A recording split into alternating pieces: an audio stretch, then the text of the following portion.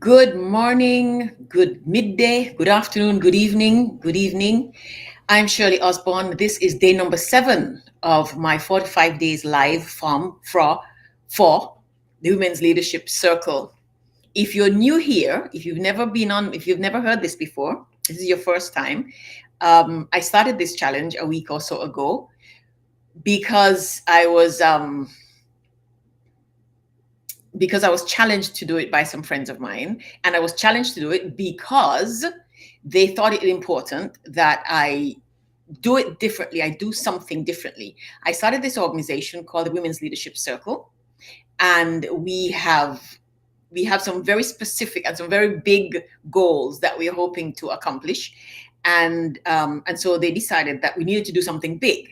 Big projects, big goals require big action. And so the big action is I must go live online 45 days in a row and engage some people so that we begin to gather the women into the Women's Leadership Circle.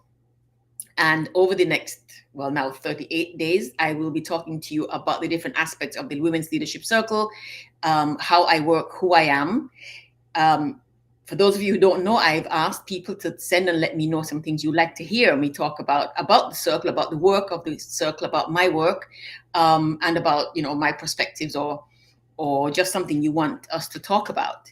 And I've got some very interesting responses. A few of them said shoes, and these came, I guess, from people who know me, who know something of me, or who have looked at my social media and see that shoes are important to me. I love shoes. So I just thought that today, being Saturday and outside of the formal work week, we could begin to talk about shoes. And I don't know what else to say except I love shoes. I think that, but I think that shoes also have real significance for a number of other things, and we're going to talk about that. In my mind, shoes are not a privilege; they're a necessity. We wear shoes primarily to protect our feet from the elements, from injury. People have always worn shoes, and they've always made shoes out of the materials available to them. So, for example, I have a pair of boots and a pair of moccasins traditionally made by Native Americans with beads and everything on them, suede moccasins, which are really, really beautiful. I have work boots. I have sneakers. I have shoes with, varying heights of heels for, different occasions. And I remember once there's a conversation online in social media, and I posted a picture of some shoes I had bought, and some smart person sent back and said, yes, you post your shoes, and there are women around the world who can't afford to buy shoes, obviously trying to make me feel bad about my choice. And he didn't succeed. He didn't, and I say he because the name was a man's name, and the picture accompanying the name was a man's face. Didn't succeed in making me feel bad because, for a number of reasons. One is because, I didn't steal my shoes. I earned my shoes. I worked for my shoes. I paid for my shoes.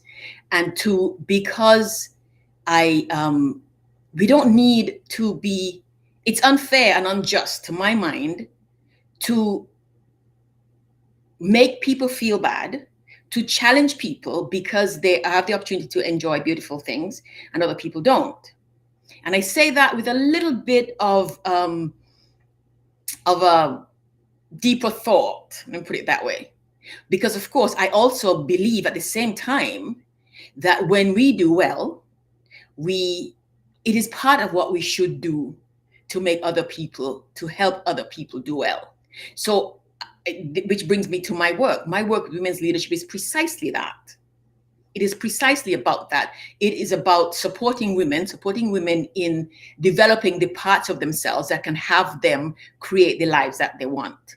And the fact is, we don't all want the same things. So my fancy green shoes that this man had a problem with, well, there are people in my life that surely I could never wear those shoes. I wouldn't want those shoes. And the notion that people must be made to feel bad, or people ought to feel guilty when they do well, just does not make sense, unless of course they have reason to feel guilty if they're doing well unjustly or unfairly. If they're look at the lighting, and this is if they're doing well is at somebody else's peril, disadvantage. That's not cool. That's not the case with me. I do a lot of work around supporting people, women, children. And so in supporting women, I'm clear that my supporting women supports men and children and families and communities.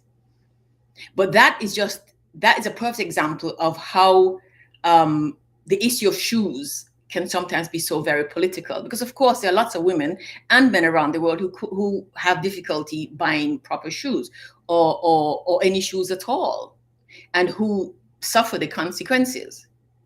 So on the other side of what we are required to do, I believe, is what I just said: support and help other people. And if we're doing that, then we are doing well. But shoes, somebody gave me this book. It's Zapatos. It's a book about shoes. And it's written by somebody named Linda O'Keefe. And it's a whole history of shoes from all over the world, from everywhere, every kind of shoes. And I found this little chapter on boots, botas. It says, when Bette Midler said sometime, give a woman the right pair of shoes and she can conquer the world. Give a woman the right pair of shoes and she can conquer the world. She was most likely, this woman is saying, most likely referring to boots, because boots are significant. Boots are power shoes, if you will. And there are times when I put on my boots, and because I have certain kinds of work to do, and my boots are what I need. And of course, warriors wear boots, soldiers wear boots. People working in construction wear boots. People working in industries where there's hard physical labor or there's potential danger to limbs wear boots. I love boots. And they're, the different kinds of boots also, and they mean different things. But when a woman puts on a pair of boots, at least when I do, and lots of the women that I know, it gives us a sense of, they hold your feet. Boots hold your feet. And the fact of the matter is, our feet are what get us through the world, right? We walk through the world, literally and figuratively, on our feet. And when we talk of somebody getting back on their feet, we're not necessarily speaking of them physically getting back on their feet. Somebody's had a hard time. Getting back on your feet means getting yourself back into doing well, into feeling well, into, having the life that you want. And so all of these connotations attached to shoes, primarily because they're attached to our feet. And for me, feet are important because I have a thing about how we walk through the world, the kind of human being that we are as we go through the world. Yes, the kind of human being we are. And for me,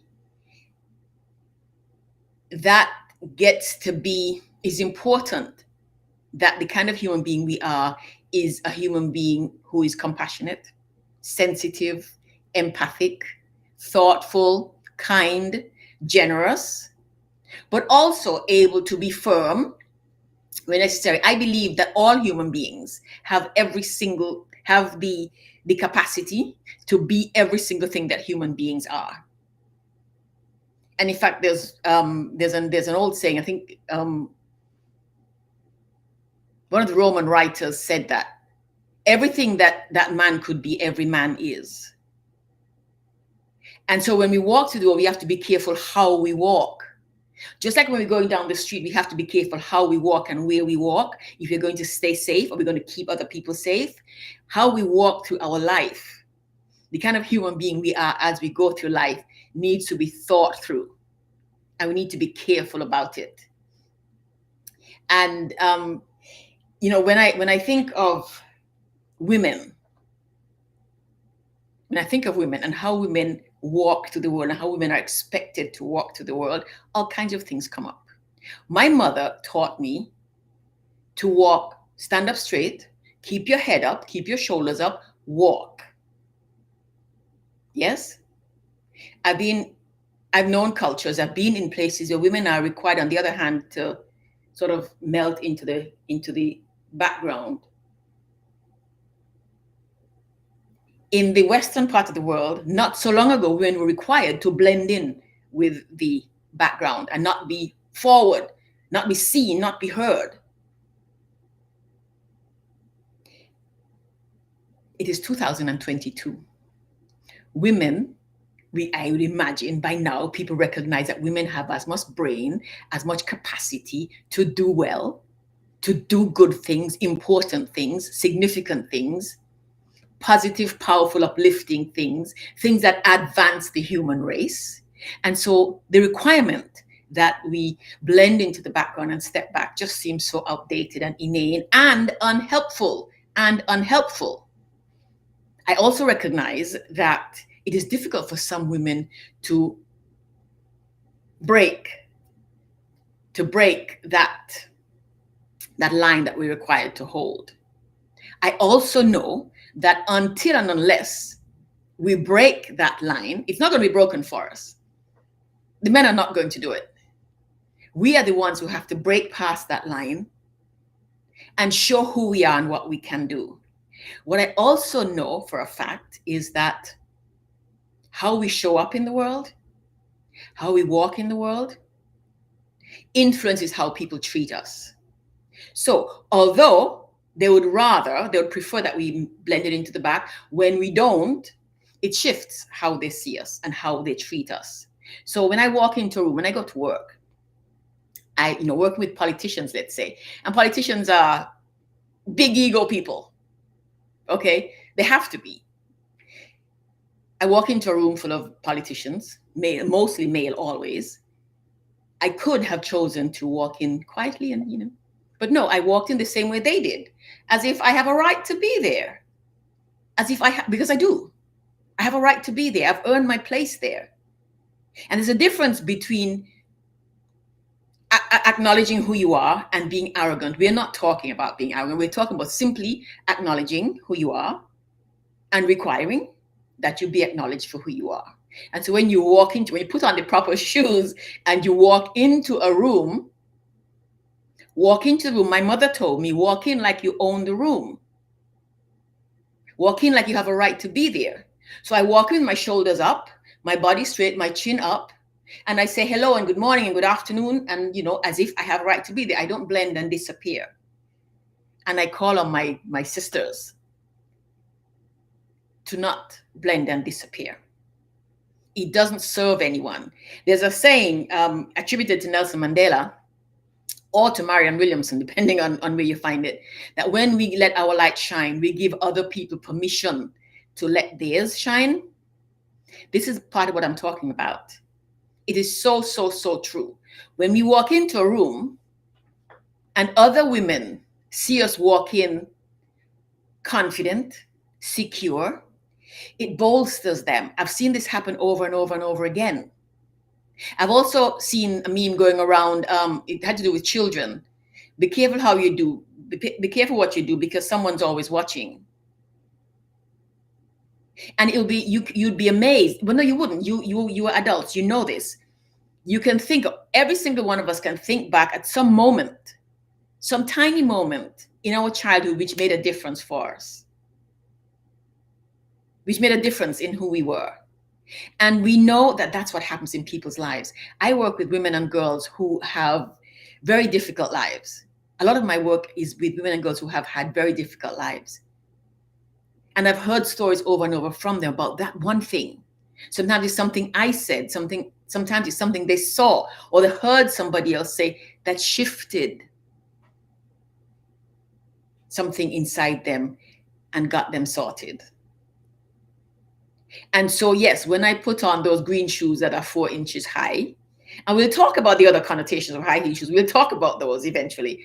But when I put on those green shoes, which are 4 or 5 inches high, and I walk into a room like I own the room, I not only bolster my confidence, I announce to the people in there that yeah, I am as competent and capable as you are, and therefore you will treat me as such. And I let the other people who are not feeling so confident say, you know what? If she can do that, I can. And we build one another little by little, little by little. That for me is the importance of shoes. That for me is the importance of shoes. When you put your shoes on, you put on the right shoes for the right journey, and you go out and go do your work. So when it's time for the boots, you put on the boots. When it's time for the high heels, you put on the high heels. And it's important that we recognize this, because life is never just on a plane. We know this. There are ups and downs and ins and outs and circles and all kinds of things.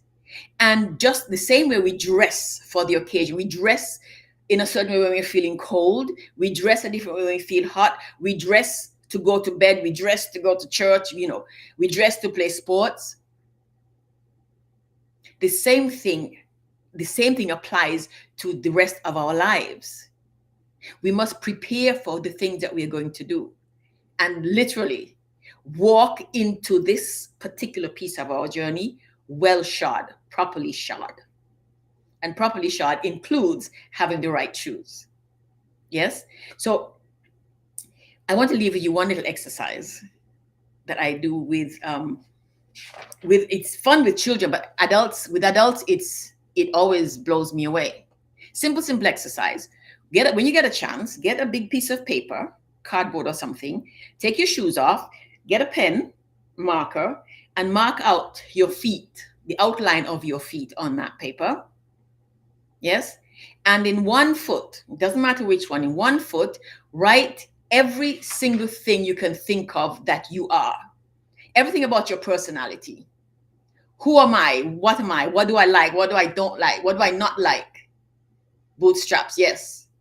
Yes, in fact, I'll come back to this. In fact, when we talk about pull by your bootstraps, it's because you have heavy work to do, and boots are what are required to pull yourself up. Yeah. So if you do in one foot, write everything you know about yourself, everything you think about yourself, your qualities that you have, your values, your principles, your ideals. Right? This is who you are. In the other foot, write the things that you want, your goals, your ambitions, your aspirations, your desires. And then take the pen and make the connection between who you are and where you want to go. Who you are and where you want to go, and see how they connect, and see if who you are being aligns with where you want to go. See if who you are, who you say you are, aligns with where you want to go. See if there are lots and lots of connections, or if you have to ask yourself some questions. And look at how you are walking through your life. Look at how you're walking through your life. It's important. And another thing about shoes, I just have to say before I go, because when you're walking through life, you like we said before, you pick the shoes for the journey. You wear the right shoes for this specific piece of your journey. Years and years ago, when I was very young, I did a training. I thought at one point I wanted to be a model. And I actually spent some money and did some training. I think it was 6 weeks or something at the London School of Modeling, London Academy of Modeling. And had fun because my mother had already taught me to walk. What I do remember is that the deportment instructor, because it used to be called deportment, how you carry yourself is deportment, told us I never forgot this. We all need to wear shoes. So buy the best shoes you possibly can. Buy the best shoes you possibly can. Protect your feet, because your feet, you need your feet throughout your life. They are what you will be using to walk through your life until you are 80 and 90 and 100 years old. So protect your feet. I've never forgotten that. Take care of your feet. And taking care of your feet means also taking care of your shoes. And if you're taking care of your feet and your shoes, guess what you're doing? You're also taking care of the rest of you. And that's the whole point of all of this. The whole of you gets taken care of. The whole of you gets taken care of. So take care of your feet, wear the right shoes, literally and figuratively speaking. Literally and they are the figurative shoes. And we're going to talk about shoes some more. This was just a sort of introduction. We're going to talk about shoes some more. And we're going to talk about heels, because lots of women wear heels. And there's all sorts of controversy about whether we wear heels for men, for the male gaze, or whether we wear heels for ourselves. And of course, like everything else, it's not either or. It's some of both. And that is just as it should be. So take care of your feet, wear the proper shoes, literally and figuratively speaking. Try this exercise and see if how you're walking through your life is really how you want to be walking. If you're going to get to where you want to go, walking through your life the way you are. And then we'll talk some more about how you stand, the things you stand for on your feet, in your shoes, the things you stand for in your life. Tomorrow, I'm going to do an early live because I'm going hiking early in the morning. And remember, I said that I'm doing different times of the day so that I catch people in different time zones awake. And so I'm going to do early tomorrow so that I catch some people in other time zones and they can see me live. And so it'll be around about 9 or 10 o'clock Pacific time, which means it'll be around about 12 or 1 o'clock on the East Coast, Eastern time. And in the Caribbean, it'll be round about 6 o'clock or something in the evening in Europe and England, 6, 7, 8 o'clock, whether you're 7 hours, no, 9. Oh, 3 and 6. Yeah, probably, 5 or 6 o'clock in late afternoon. Let me put this, late afternoon, early evening in Europe. And well, in other parts of the world, it'll be 10 o'clock at night and so on. Yes. But we'll do it I'm doing it in the morning so people can check in. And continue to send me your questions, send me your thoughts, and about things that we can discuss, we can talk about. And also some suggestions for some people I might be able to speak to as we go through this, because I have another 38 days and I don't intend to do them all by myself. I'd like to invite some other people to participate with me. I see 1 or 2 people that I already know I'm going to invite. But we spend these first days sort of setting the stage. Tomorrow, I'll tell you a lot more about the Women's Leadership Circle. I want to get that done because I got some questions from people about that. What exactly is the Women's Leadership Circle? How exactly do you work? Let me invite you to check out my website. It's shirleyosborne.com. shirleyosborne.com. You'll see where my head is. You'll see what I'm working on. You'll see what the circle is about. S Cubed, which is a part of our programming that we do for a certain population of women. And you'll see the monthly, which is a really, really cool program that we have begun. And let's talk about those. So until tomorrow morning, have yourselves a wonderful day, a pleasant evening, pleasant afternoon, and take good care.